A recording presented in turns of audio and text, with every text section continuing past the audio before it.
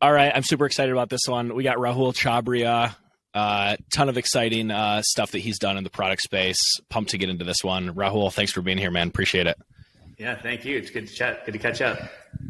So I know we crossed paths at I think we were ships in the night in the Folsom Street office there a little bit. Yeah. And then you've done some cool stuff since. You were doing some cool stuff before. Maybe before we get too deep into any one thing, give us the kind of like quick background of, you know, your career so far and how you got into product and tech companies and all that. Yeah, you know, I don't have, like, every time someone asks me about my career, it's like, I don't feel like I have a career. It's very nonlinear. It's been a series of fortunate accidents how I've ended up here. Like, in fact, I ended up at Sentry because I ran into an old Atlassian coworker on Hawthorne, and I can't remember, like, was it Townsend? I was walking to my old office and Sentry was on the same street, and he's like, you should come talk to us. So, yeah. But yeah, breaking into tech was interesting for me. I started off my career in defense. I was working at Lockheed Martin. I was actually a contracts negotiator. Eventually left Lockheed, went to consulting, came back to Lockheed to work on hardware. And it's when I realized that, you know, I really wanted to get into a faster paced environment. Like, I think the work that we did in the Solar and Astrophysics Laboratory down in Palo Alto was phenomenal work. But I was young. I was like, really wanted to try something different and outside of what I'd known before. Like, I was like on my 7th year at Lockheed at that point. Yeah. Did you like study something technical? Did you do like CS or engineering or something? Fun story. I went to Cal Poly for electrical engineering, got kicked out after 3 quarters on academic probation, got let back in on industrial engineering, and eventually graduated a little later after all my friends, but I did it. Yeah. Nice. Okay, cool. So you end up from there, in that whole world of defense, you know, all that. Yeah. So San Luis Obispo is really close to Santa Maria, where Lockheed Martin has a facility out there. I got an internship while I was at Lockheed at Cal Poly, which turned into a full-time job after I graduated. Okay. So that's how I got in there. Cool. But yeah, like, oh man, I remember just like, I don't know, you feel it. Like, you feel all your friends are working in these cool tech companies that don't have syllables, the .coms and the .ios. And you're just like, I would like to try something a little bit more faster paced. But every time I applied for these jobs, people would just be like, you never done what we've done. Like, I got to apply to hardware companies and they'd be like, you don't have any experience. Like, dude, my stuff's about to be in space. What do you mean I can handle your widget? So like, what kind of stuff were you working on at the time? And like, fully realizing I don't want to make you say anything that's going to make like a team of guys in night vision goggles crash into your studio there and carry you away. But like, saying what you can, like, what kind of stuff were you working on, or like, what does like a day to day, even in an environment like that, look like? Yeah. So I worked at the Advanced Technology Center. There was nothing, I didn't work on anything classified. I worked on what's called a solar and ultraviolet imager. It's a camera the size of like it's a pretty massive camera.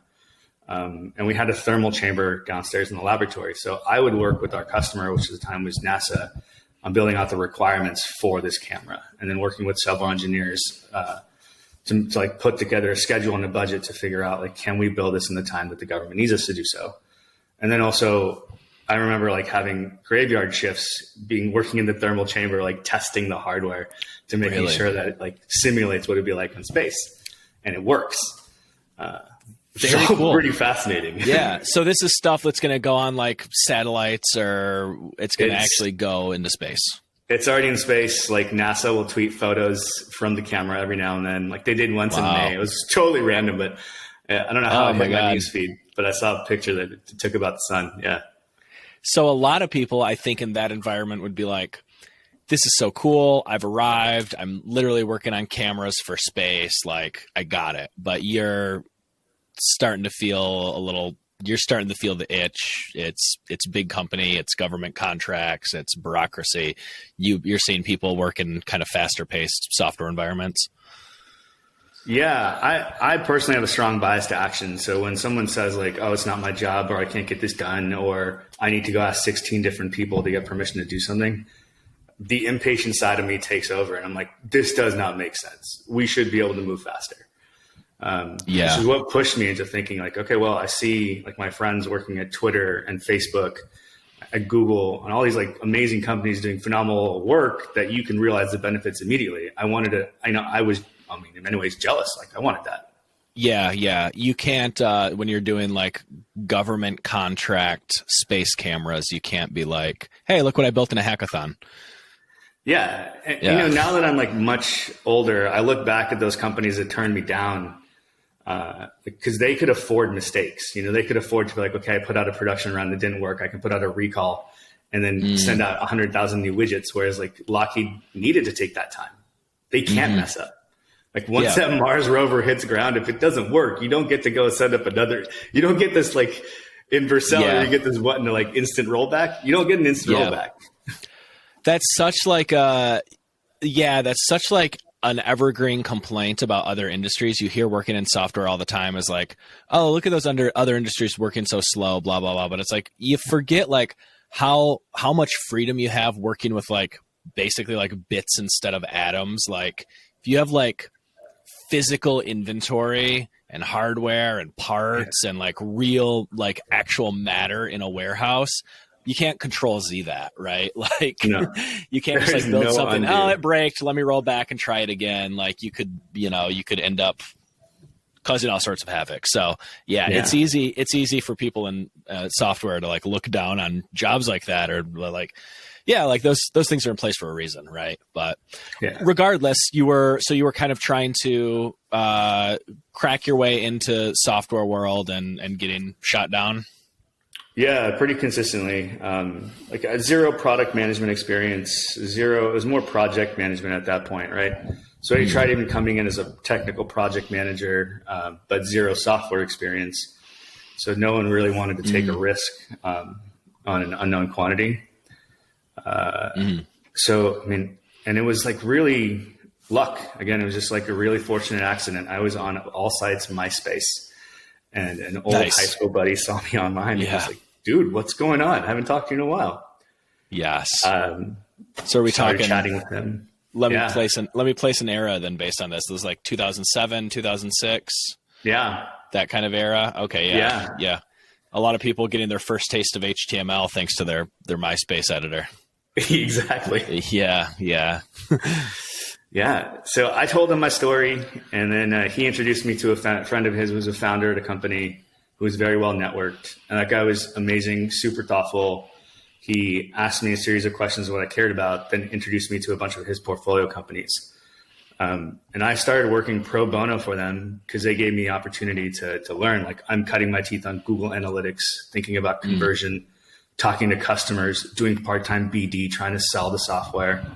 And ultimately with like a stable of 5 companies, I created an entirely different resume than just simply Lockheed Martin. Like I kid you not, there were days where this company called Karma Go had these Wi-Fi hotspots. I bought one of those, took my personal laptop, folded the seats down in the back of my Prius, took like whatever minute and break I could get, doing work for other companies while I was on my lunch break or taking an extended break. From the back of my car to build out this resume. You're like in your car in between diagnostics on the space camera, like in the parking lot, hacking away at these seed companies. Yeah, like I'd bring a sack lunch like I was in college, and then I would run back. Or in high school, I'd just bring my own lunch. I'd run down to my car, power up the hotspot while I'm walking down the stairs. So as soon as I pop open my laptop, I think I had like a black MacBook, like when they first came out with those. Oh yeah. Whatever happened to those? Those were so dope. I loved the black MacBooks. Yeah. People forget that. Very cool. I'm joining stand-ups. I'm talking to customers, responding to email. We were using HipChat, so at least I had it on my phone. So I was like responding to HipChat like through the hallways. That's so awesome. You really like did make your own luck there. I mean, like you're, you kind of brute forced your way into it. That's pretty cool. I mean, I know you say you were lucky, but you really, really found a way to like you said, like rebuild your resume, like through brute force. That's pretty cool. I mean, it does take a lot of effort. I don't want to downplay that, but there were a series of just fortunate accidents. Like it didn't stop there. For sure. Applying afterwards still didn't get me enough credibility. Like they look at my resume, I was like, dude, this guy's done like 6 different jobs over the course of 1 year. Like that doesn't help, right? Yeah. Yeah. Of all sites, I signed up for founderdating.com. Wow, nice. And this is like, are they still around? I remember this site. They might be. And this is for people who have the wrong idea and think you're talking about like JDate or something. This is looking for a co-founder. Yeah, this is not like farmers only. This is I want to find matching founders, potential founders to other co-founders. So yeah, which has got to be like the first startup idea everyone thinks of, but one person made it work. But they did a good job. Like whatever matching algorithm connected me with some guy who was really interested in ed tech, and at the time I really was too. Very cool. But he also had a full-time job at this company, Originate, which is a consulting firm. So I was able to leverage the year's work of consulting that I've done on my own to be like, this is what I've done by myself, and presented myself that way to be like, here's how I can help your business based on the clients you have. And they're the ones that gave me my first cut at a real product management job. Oh, very cool. So then you step into something as like, now I'm like a proper product manager or project manager. Product manager. So I finally like they're the only company that liked what I'd done on my own to be like, okay, come repeat what you did here and work with our clients and so their model was companies come to them because they've got an idea, but they don't have the product or the engineering resources to build it. So we were product teams on loan to build out their ideas. Oh, very cool. That's a cool twist, because it sounds like you were hitting some roadblocks with like conventional, product companies where it was like, oh, you've worked at like 6 different places. What's the deal? And then you found a place that was like perfect. Like that's what we do. We work with multiple people at the same time. Precisely. And do this kind of stuff spread across a portfolio of companies. So this is perfect. Jump on board. Yeah. So I did that for a year. I managed like $2 million in business for them. And I built out an ed tech platform with one of their customers, all while at nighttime going, I don't really know how to do this job. So I signed up I'd never worked with developers like full time, never like had to figure out what the software development cycle looked like. How do we build, ship anything? No clue. So I went to General Assembly. I took their night courses. They're like 12-week night courses in front-end development. Yeah. And then I took their back-end course. And then you took the dev courses. This was either before or instead of the PM course. Process. Yeah. Very cool. Very cool. Yeah. Yeah. Okay. That's a great way to learn. I mean, a lot of, you don't meet a lot of PMs who break in that way. They're just like, I'm actually going to learn the process. I'm going to learn what the devs are doing instead of like PM, that's very cool. I think it earned me a lot of credibility because I was able to make like small front end changes and participate with the engineers. Like if there's something I saw in the product I wanted to tweak, I just put up a pull request. And all of a sudden, like the devs are like, well, why is a PM like actually committing code? I'm like, I'm trying, guys. Yeah, that's been like a recurring theme or piece of advice that's come up in one version or another and on guests of the show that I've talked to, where it's like not so much about like being technical or being super technical, but like if you're a PM and you can show the devs that you've worked with, like, hey, I've made some effort here to meet you halfway, or like I'm going to come to you with like, I don't have maybe the technical fluency you do, but you can see I've made an effort to do something. And then you're just going to get so much more leeway with, the technical side of your team when it's like, okay, cool. Like, you did these 3 things wrong, but like you saved me some work. And I can tell you weren't just like coming to me with a request. You actually made an effort to figure something out or write something yourself or do the pull request yourself. Like this is like the 6th time I've heard that. And I think it's, there's something valuable to that. Yeah, I know some companies are still, they have a hard requirement that you should have been a previous developer in a previous life to be a PM here. I don't know if I prescribe to that. I've worked with plenty of non-technical PMs who are super customer focused and can, actually bring the business problem, an unbiased business problem to the table, which then leaves the engineers a lot of freedom to develop the solution and also design a lot of opportunity to create around it. So I kind of like not knowing how the sausage is made entirely. We had, it's a great point. We had one guest I talked to is a PM, like a group product lead at Google, and he actually took a hard stance the other way, which I hadn't heard for, which I was awesome. Well, kind of a harder version of this stance. And he was like, PMs should not be technical. Like, it's the technical team's job. Like, yeah, you need to be able to communicate and share requirements and share insights and strategy and all that. But like a lot of PMs, like, step on the technical team's toes or end up stepping on the developers by like getting a little technical, like enough to be dangerous, and then thinking they know everything, and then sort of like cutting off what they should actually be doing, which is like relying on technical leaders to share the technical insight. So I thought that was interesting. Yeah. Yeah. I've seen it like at Sentry. I've seen it work both ways too. We have a blend of both technical and non-technical developers. I've been product managers. And I mean, when you build, sorry, we've got some non-technical developers. It's working okay. It's going okay. Yeah. Yeah. I mean, I think it's different. Like when you're building a developer tool for developers, you need to have that empathy of the customer, right? But like when I was at Keep Trucking, I don't think I needed to be technical to be a PM there. I needed to just I actually literally went on a ride along from Palm Springs to Phoenix, just like live a day in the life of a truck driver. Holy shit! Really? We got to talk more about this. What? Yeah. Okay. So what is Keep Trucking? Like, we got to get into this. Okay. So we'll fast forward after Originate. My dad worked at Apple for God knows how many years, got me an interview at Apple. I worked there for about 9 months as a mobile PM.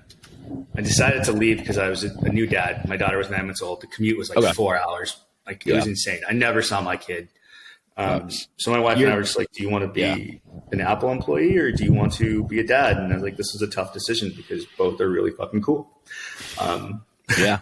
But obviously I picked being a dad. And I was very lucky. I started applying to jobs and Atlassian called. And that's when I think everything changed for me. Like, I got an opportunity to lead product for Bitbucket Cloud. And I learned so much working with the teams out of Sydney and Austin and San Francisco, building out new products, refreshing our business model, integrating with the larger company, figuring out a shared user model. This technical challenge like I never thought I'd experience anywhere else. Loved the experience, had a second kid, went on paternity leave and realized that, I'm not sure if I want to go back to such a big company. I'd been there for 3 years. That'd be a nice time to transition out. So, what was the era you were at Atlassian? 2015 to 2018. Okay, cool. So I was there 16 to 19, 16 to 20, no, 16 to 21. But yeah, so it was kind of that last year pre-IPO. You probably saw IPO and all the rah-rah around that, and then a lot of the, hey, we're a public company now, and ton of growth and maturity came online at around that time.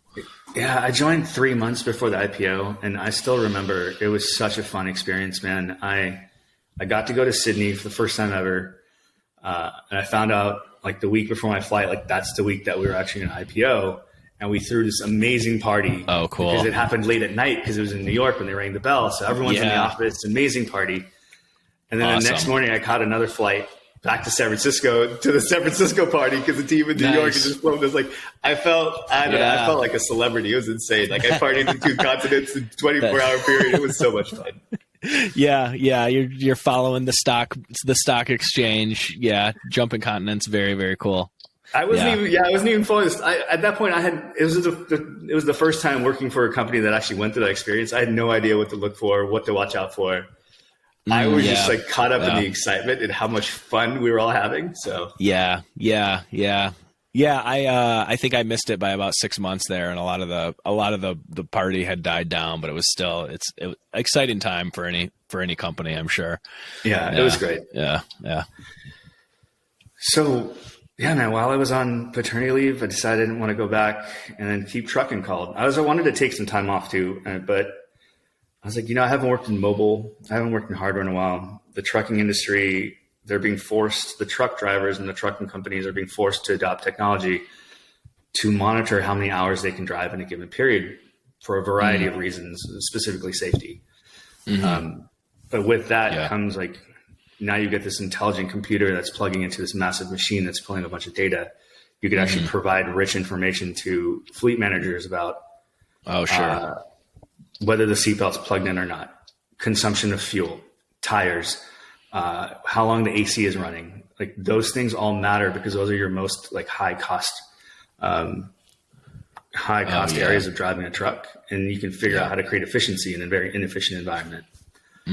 So, man, talk about one of those industries that's like, obviously everyone knows it's out there. You see trucks every day, but most folks probably take for granted how much that industry is like, just like quietly propping up like a whole chunk of like the global economy, just like trucking. Like everything in your home right now has been delivered on truck at one point in time. Yeah, that's amazing. Yeah. Really. Yeah. Amazing. So that was actually my last product job. I worked, I was trying to figure out how to build tools for truck drivers to manage their hours while they drove. I flew to Palm Springs, got in a truck at 5:30 in the morning, drove. We had one stop. I stayed at a hotel. I didn't want to stay in the cab. So we stopped at the truck stop. We ate at the truck stop. I'm all for getting close with the customer, but a man has to draw a line somewhere. But we stayed at a truck stop overnight, got back up in the morning when we were allowed to drive again, drove to Phoenix. So this was like this is a customer of yours, I take it. Yeah. And you just call up, it's like, hey, I want to ride along and just see the job. Many of the truck drivers in the trucking industry are called owner operators. So they have their own vehicle and they don't operate with a fleet, and they book their own loads. Yeah. So this guy was an owner operator. We messaged him. We're like, hey, do you mind if we come do a ride along, see how the software performs in certain areas, specifically when you lose internet? Also, would you mind if we took like promotional shots? So we went out with like, cool. I had a photo crew with me. We were taking drone videos of the truck. It was sick. I got to drive it in a parking lot really of a closed down Indian casino. Yes. So I'm like driving an 18-wheeler. Yes. That's so badass. Very cool. Yeah. But that's when I switched into product marketing. Another fortunate accident. Yeah. I want to get into product marketing and hear about that. I do want to like the idea of the ride along or the tag along. Like I don't know if enough PMs do this. Like I used to, different world, but like I used to do this when I was a journalist, and it would be like, hey, I want to do a story about whatever. Like, can I just come hang out for the day? Can I come do a ride along with like a, police officer or teacher or whatever? It's like, can I just like, I think there's a lot of value. Like if you're trying to like get insights or like uncover, data, information, an understanding of like what is going on and how someone's job works and how they interact with the tools that they use. Things that are pretty important to PMs. Like there's a lot of value in just like, hey, can I come by and just like shadow you for a day? Like everyone falls into asking, like, hey, can we do a research, session, blah, blah, blah. There's value to that. But like, I don't know, like as you say that, I see like, man, like what an untapped opportunity for a lot of product folks to do something like this. I do feel that we as product people we like make assumptions and decisions based on this. We all have access to data. So we'll run a survey and we'll get 13 responses and we'll call that, that's how we make a decision. Right. Or we're looking at usage analytics and product analytics to figure out like what's working, what's not working. While I think that is super valuable and a great skill, I couldn't agree more. Like we need to talk to our customers more. And I have not seen access to customers like this ever. Like we have Discord, we've got Twitter, we've got Mastodon, we've got forums. Like we can have like quick burst conversations with any one of our customers. We've got in-app tools where you can provide a message saying, hey, join me for a 15-minute call and I'll send like a buy coffee. Like we as PMs, or when I used to be one, I wish I had done more of that. Yeah, no, there's a ton of, there's more opportunity and like avenues to tap into that than ever before, for sure. So, all right, you kind of teased product marketing. That I want to hear about this because typically you hear a lot of the other, like, hey, I'm doing product marketing and I can't wait to get into PM. Like what I really want to be as a PM. Like I've heard that all the time from product marketers, but tell me how you get into, you're doing PM, you're on the open road, solving the trucking industry's biggest problems with technology, and you end up in product marketing. What happens? Yeah, I was on the interview panel for head of PMM at Keep Truckin', and I absolutely loved our VP of marketing. She was phenomenal. And both of us were just frustrated after a not so good interview. And she looked at me and she's like, "Do you just want to do this job?" Nice. Yeah. And I couldn't tell like she was serious or not at that moment. So I just brushed it off. But then I went back to her a couple of days later. I'm like, "How serious were you?" She's like, "I don't know. How serious are you?" I'm like, "I'm down to try it." Yeah. Very cool. I thought she was an amazing leader. I could learn a ton from her, which I did for that year and a half I worked for her. It was amazing. I now realize how, like when someone talks about product marketing, I had this naive way of thinking about it. It's like it's blog posts, it's social, it's email. Like, God, it can't be that hard.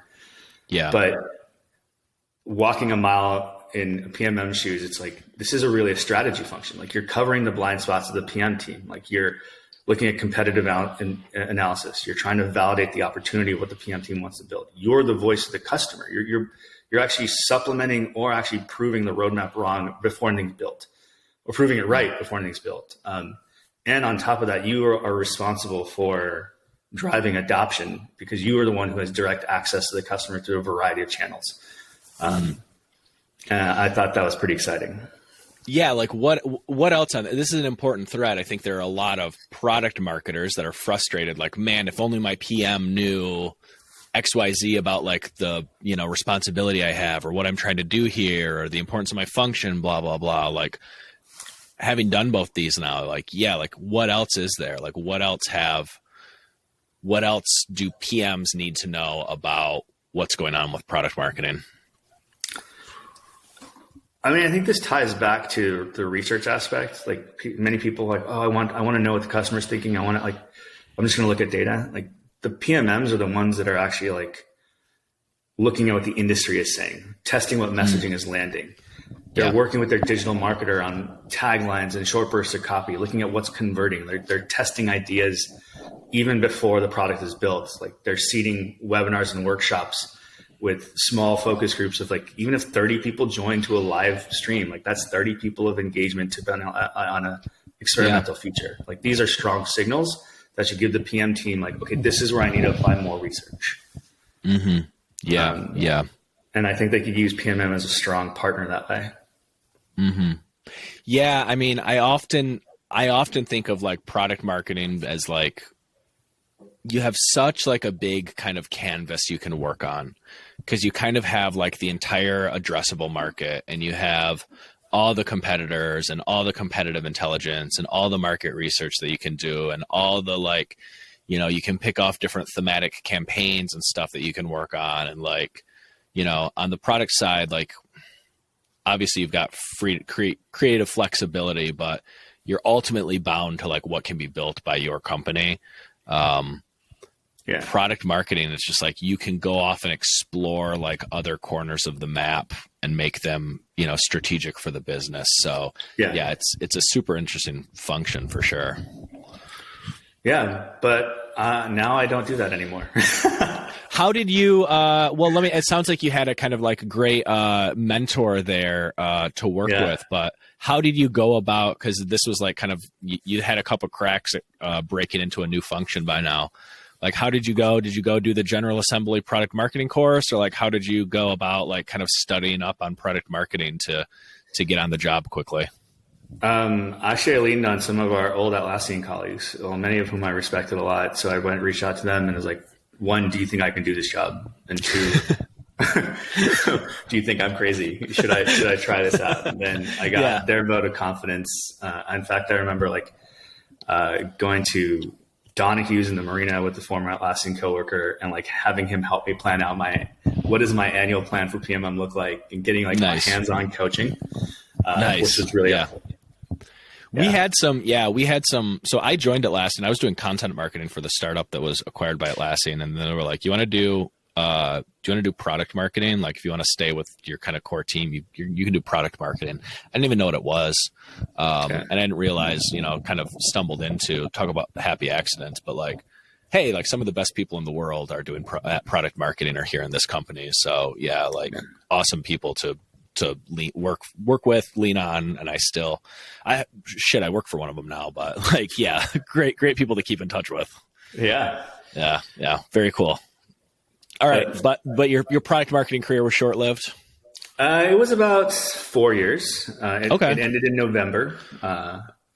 So I'm still at Sentry. I didn't leave Sentry, but Sentry has been, for whatever reason or not, they've let me do marketing for 3 years. I guess I've done an okay job to now where they've given me an opportunity to learn something new. And now I'm looking after the growth function. Very cool.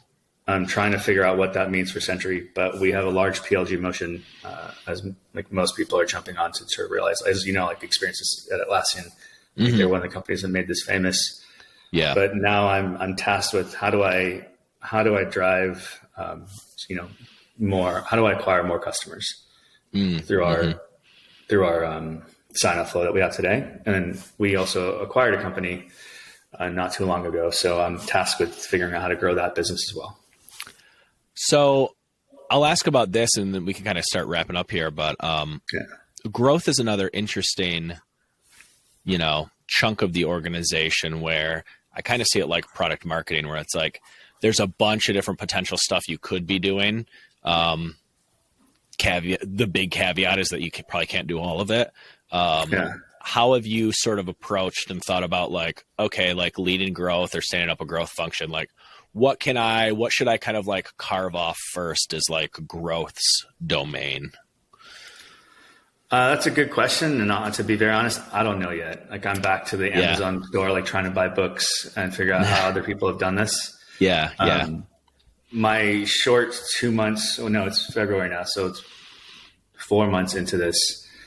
I've looked at specifically how do I shorten. Like I read a book about Stripe and what they've done for developers and how developers have onboarded their products.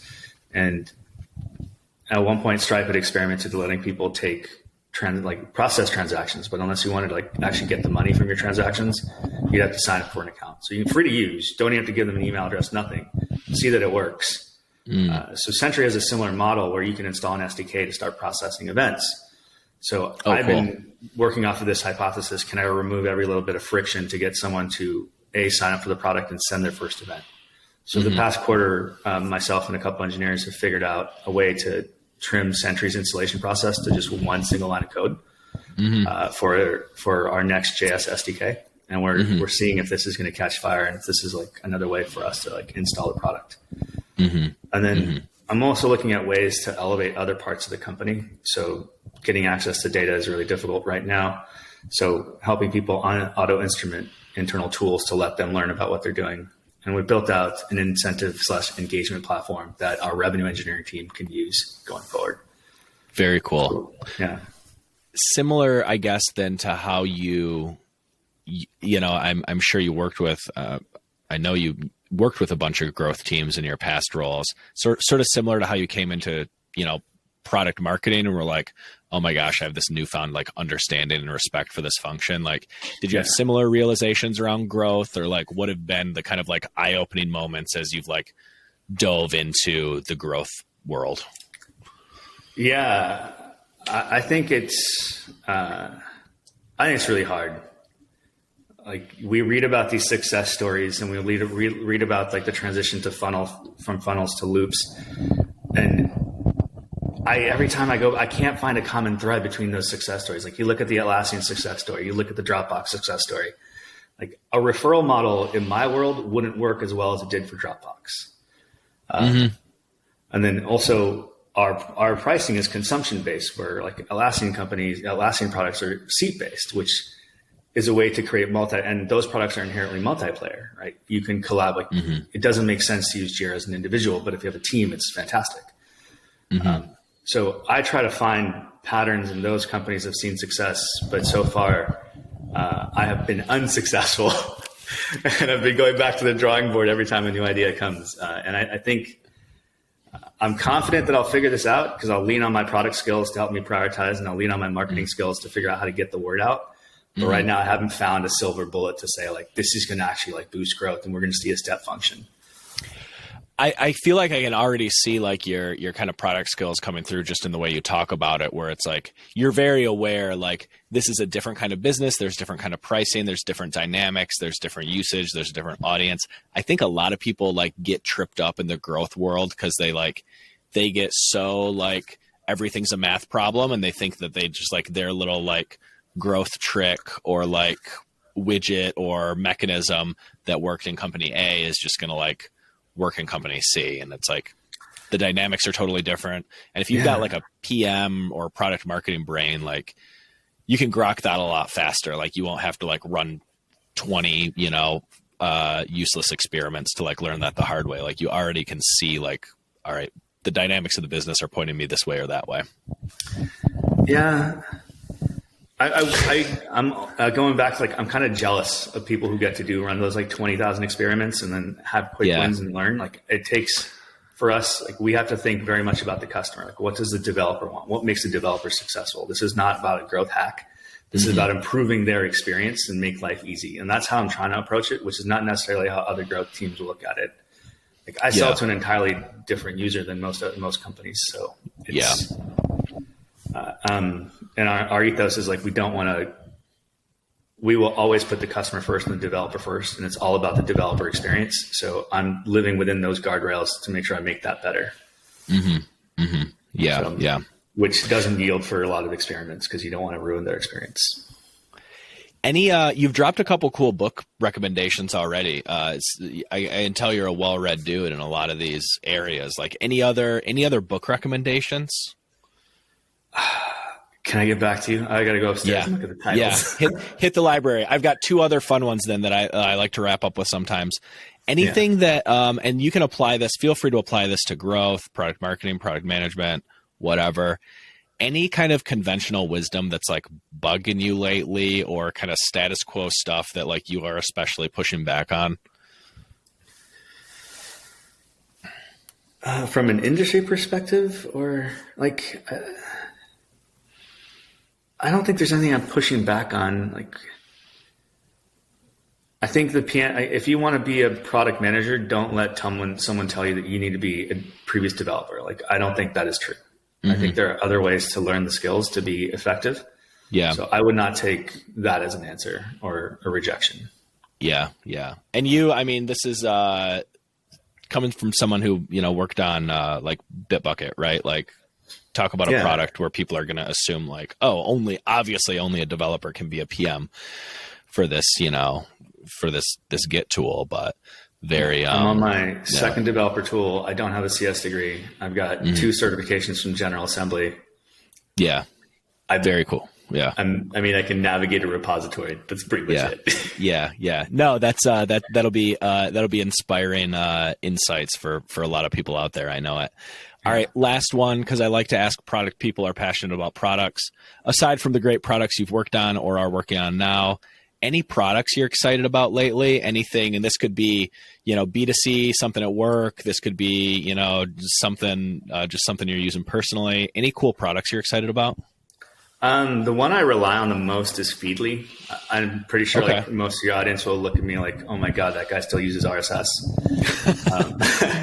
But it's a free reader and it organizes your content really well. And that's how I stay current on pretty much anything from tech news to sports. Nice. If someone killed that app, I'd be pretty heartbroken.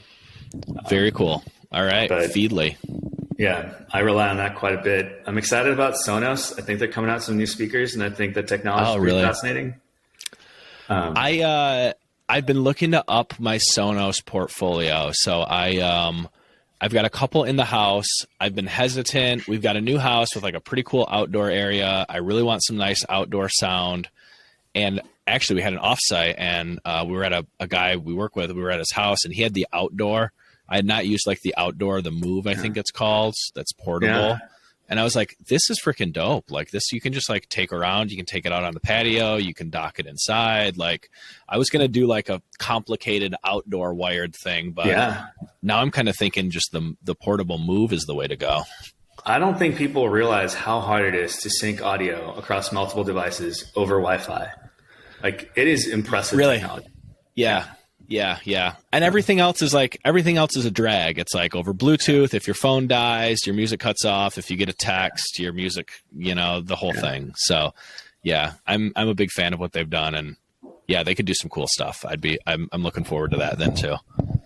And I guess the last one is like, if anyone does want to try and break into being a little technical, over the pandemic, I got super nerdy into home automation. Oh, so nice.